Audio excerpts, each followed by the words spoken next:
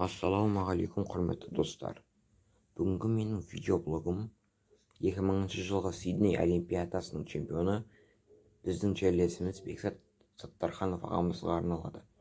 Бекзат Саттарханов 1980 жылы дүниеге келген. 4 сәуірде Түркістан облысында дүниеге келген екен. Жасындай жарқылдаған талант ағамыз 20 жасында, небәрі 20 жасында Олимпиада чемпионы болды. Осылайша бұл Қазақстанның ең алғашқы алтын жүлдесі. Бүкіл 18 миллионнан астам қазақ халқы бұл жүлдені ерекше күтті. Сиднейде Бекзат ағамыз қазақтың көк туын желбіретті. Бекзат Саттарханов 2000 жылдары тура жаңа жылға, 2001 жылғы жаңа жылға небәрі санаулы сағаттар қалған кезде дүниеден озады. Оның Бекзат ағамыз туралы кино шықты. Кино 9 айда 3 миллиондай қаралым жинап үлгеріпті. Осымен менің блогым тәмам.